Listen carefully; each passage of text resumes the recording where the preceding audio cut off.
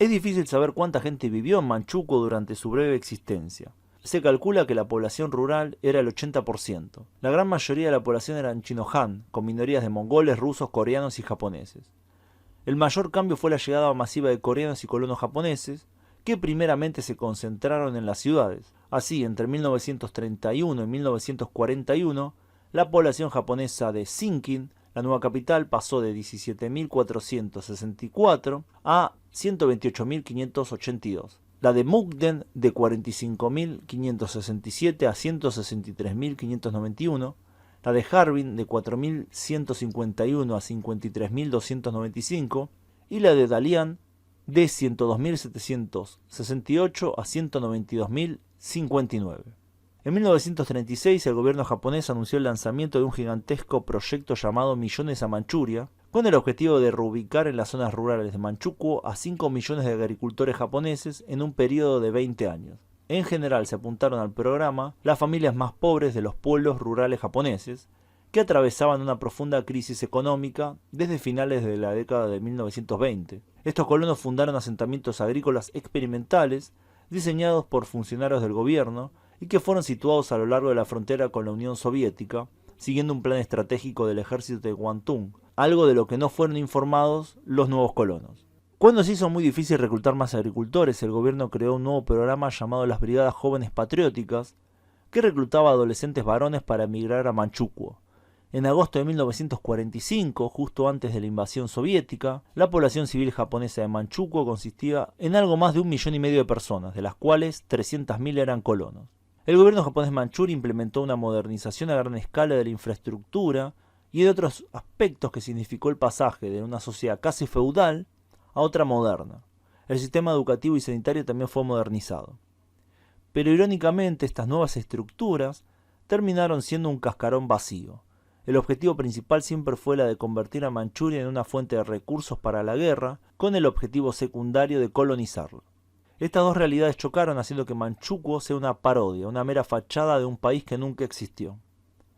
Si ponemos el foco en el aspecto sanitario, tenemos que, a pesar de que el sistema de salud pública estaba reformado con la intención de proporcionar asistencia sanitaria accesible para todos, solo los miembros privilegiados de la sociedad pudieron disfrutar plenamente de sus beneficios. Comparando la esperanza de vida de los habitantes de Manchukuo, que solo tenían un promedio de 36 años en 1945, con Estados Unidos, que tenía 65 años, Reino Unido, que también tenía 65, Japón, que tenía 48, Taiwán, que tenía 43, Corea, que tenía 44 y China, que tenía 37, el caso de Manchukuo, un régimen relativamente pacífico que no participó directamente en ninguna guerra, fue sorprendentemente bajo. Aunque hoy en día se pueden encontrar pocos datos sobre la esperanza de vida del pueblo de Manchuria durante la época de los señores de la guerra, todavía es seguro decir que la calidad de vida de Manchukuo no era mejor en aspectos importantes después de 14 años de dominio japonés que comenzó en 1931, y era notablemente más baja que el de las colonias formales de Corea y Taiwán, y mucho peor al compararlo con el propio Japón. Esto sugeriría que las reformas al sistema de salud pública, que se realizaron a expensas de la medicina tradicional china, tuvo poco o ningún impacto positivo en la situación general de la salud pública. El caso de Manchukuo es, en mi opinión, fascinante por distintos motivos. Por un lado tenemos la cuestión del colonialismo. Manchukuo era una colonia en todo menos el nombre. El colonialismo japonés se inspiró en el colonialismo europeo, dándole un giro propio. Al igual que en otras situaciones coloniales, los japoneses trajeron mejoras en algunos aspectos, al mismo tiempo que oprimían brutalmente a los habitantes de Manchuria. Está la cuestión de las relaciones entre distintos grupos y cómo la dinámica de poder puede cambiar de un momento a otro. En el caso de Manchukuo, la minoría blanca europea era oprimida, e incluso quienes colaboraban estaban en una situación frágil.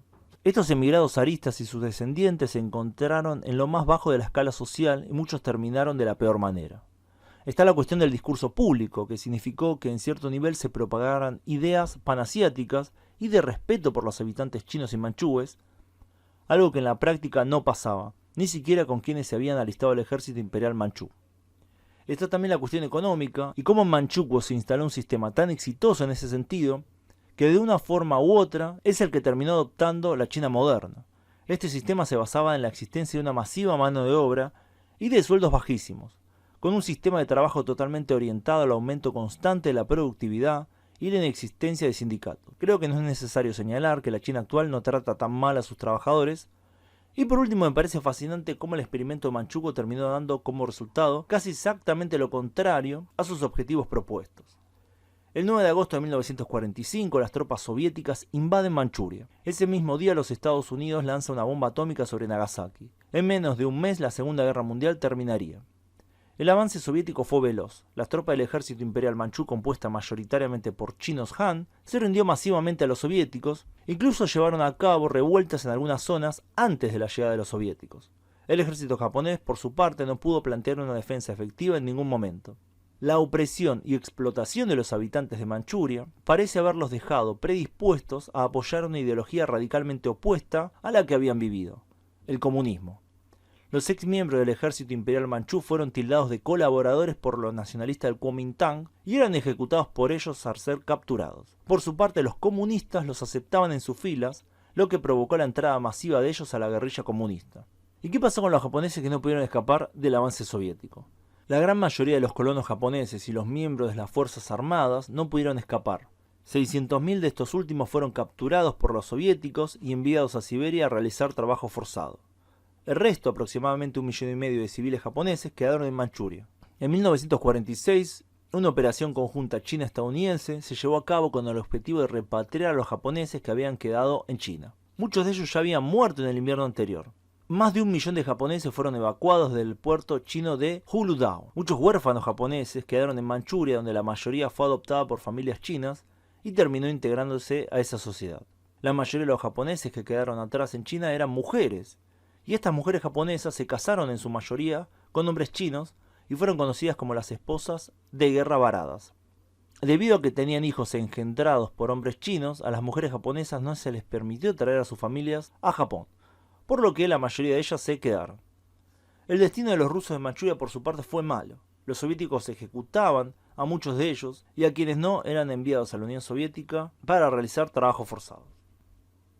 Bueno, así que ese fue un breve repaso por el estado títere de Manchukuo. Espero que les haya gustado el video. Pongan me gusta si les gustó y compartan si creen que vale la pena compartir.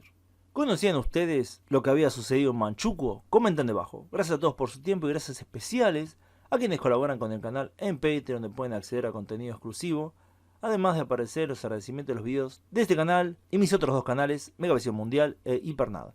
Nos vemos pronto, saludos.